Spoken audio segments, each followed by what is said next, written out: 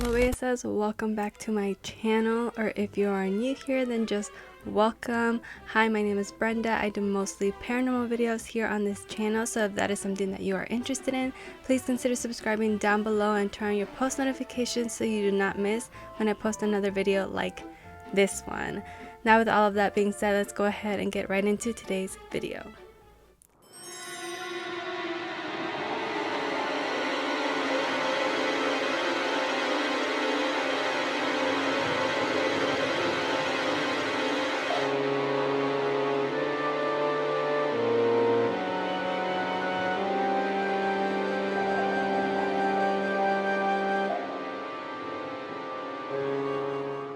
Alright you guys, so as you can tell by the title, today I am going to be reading some paranormal stories that my subscribers submitted to me. So I hope that you guys are ready to hear some spooky stories today. Go ahead and get your snacks, your comida, whatever it is, to get comfortable and get ready to get spooked. So as always, if you would like to send in your stories for me to read here on my channel, the best place and the only place to send them to is my email, beyondbellezaparanormal@gmail.com. That is the only place that I look for these stories and that I read off of, okay? So let me go ahead and pull up my email real quick. And you guys know it's been a minute since I've sat down and recorded. I am recording this early in the morning before I have to go to work, so I have like limited time to do this, but just wanted to let you guys know that's what I've been doing, and I'm a little bit rusty, I guess you could say. But I mean, when was I ever an expert, right? I don't know. Okay, let's go ahead and get into the first story. Now, I do have a limited amount of stories this time, so I do need you guys to submit some more. If you have any, go ask your grandpa, your grandma, your tia, your tío, anybody that you can think of that could have some scary stories, and send them my way, please. Okay, let's go ahead and get into number one, which is sent in to me by Judith Valencia. That's my girl right there. She always hooks me up with the best stories. So let's go ahead and get into it. Let me switch arms here. It says, "Hey girl, it's me again with another scary story that happened many years ago. Quick recap, this is my parents' 100-year-old house that has a guest house. My two boys and I at the time lived in this guest house. Let me start by telling you that sometimes I feel that my parents' house has something evil, and it takes a hold of you and makes you say and do things that aren't typical things you might say or do. No excuses, but it definitely is a feeling you get when you are in the main house and in the guest house. On this day, I was in the bathroom getting ready in front of the bathroom mirror with the bathroom door wide open to keep an eye on my kids. I remember my 9-year-old and 3-year-old son were playing in the living room, making a mess right after I had just finished cleaning. I remember out of nowhere I felt really irritable, yelling at my son to pick up his toys. I remember that I gave my kids the look my parents always gave us, the serious face, so we knew they weren't playing around. I noticed my son quickly stop what he was doing, and that's when I looked up at the mirror to keep getting ready, and in the mirror I saw something looking back at me, and it wasn't myself. If I could describe this thing, well, its face was blotchy with exposed skin, almost decayed looking, and deep black pockets for its eyes, and a creepy grin. It was the most scariest thing I've ever seen till this day. This happened in a split second, but as soon as I saw it, I gasped and immediately looked down. That's when I heard my 9-year-old ask me, "Mom, what's that?" I literally felt my heart drop, thinking he had seen that scary demon too. Without me having to ask, he came close to me to tell me that when I was yelling at them to clean up, my face looked scary, and at that same time he saw my scary face, he distinctly saw a black mist thing come out of the bathroom mirror, passing the sink and down to the floor. He had explained to me that it looked like a black tentacle, and it was leaving a trail of smoke behind it and disappeared when it hit the floor. I then gathered my kids and came over to my mom's house and told her what I had seen and what my son saw. She said that this thing appeared because I was being mean and yelling at my boys. Anyway, every time I would pass by that mirror, I would not allow myself to look at this mirror at night. Although when this happened, it was in broad day. That feeling is still there even though I made my dad change out that mirror. A feeling of being watched. My son would always open the shower curtain when he would go to the bathroom because he said he felt like something was hiding in there. I would have that same feeling, so I would take a peek too. All year long, we had Christmas lights on in that bathroom so we wouldn't see pitch black in there.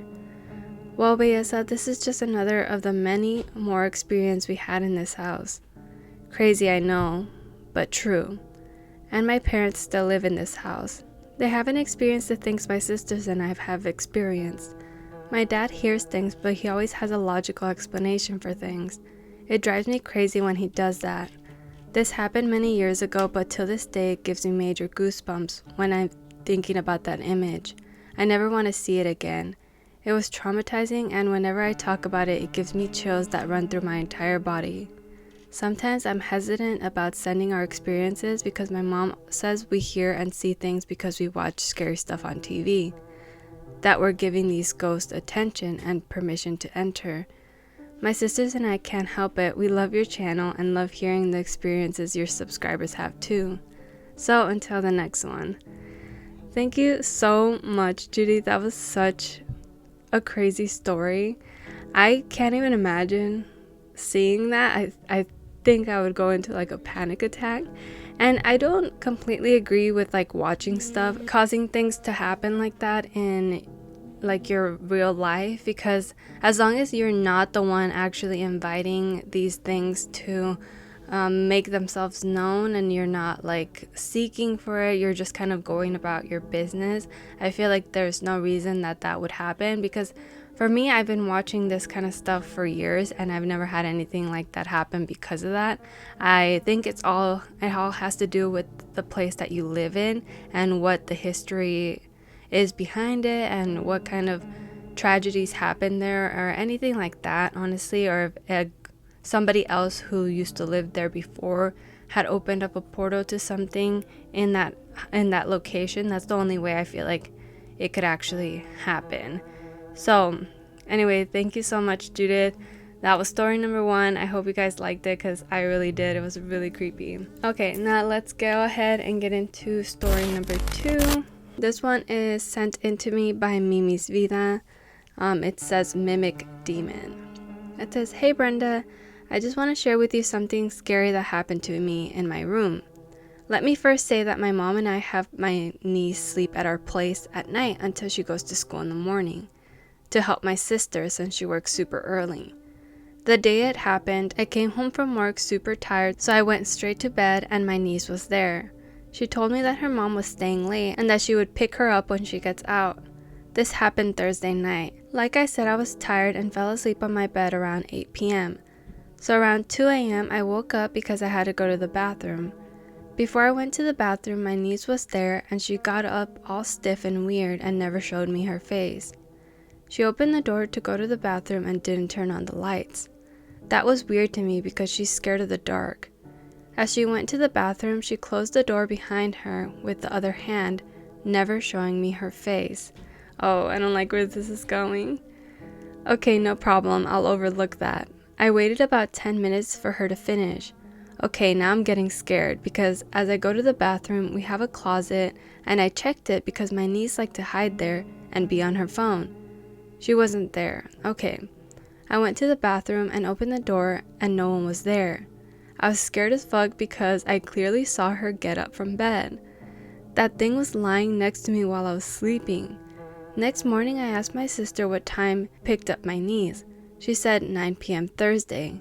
I told her everything that happened and she told me, "Are you effing with me?" I said no.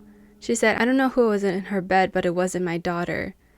That demon thing was a mimic demon, ones that look like someone who has passed on or is living. I told my mom what happened and she said she got goosebumps. Haven't had that happen to me since. I hope you like my story. Oh my god, that is so terrifying. Like, imagine just not, like, how would you even know that that wasn't your niece? Like, there was no reason for you to question it, which is why I feel like it just decided to do that. But that is so freaking terrifying. I really like that story. That one actually gave me chills too, because I can't imagine like sleeping with them and then watching them go to the bathroom and then them not even being there at all like the entire time, and just knowing that some other like demon or some other like being ended up doing that and pretending to be your niece. That's so gross. That one really scared me a little bit, because yeah, I think I would be freaking out. I wouldn't be able to go to sleep anymore, and then I would sleep with all of the lights on for sure. So really good story, Mimi. I really enjoyed that one. Now let's go ahead and get into our third and final story. I know this is going to be a bit of a shorter video, you guys, and I'm so sorry, but I hope that you do enjoy these stories because they're actually super creepy. These first two already, like, I was like, girl, please. Okay, so this one is sent in to me by Itzel Padilla. It says, "Hey girl, it's me, lovely Astrid.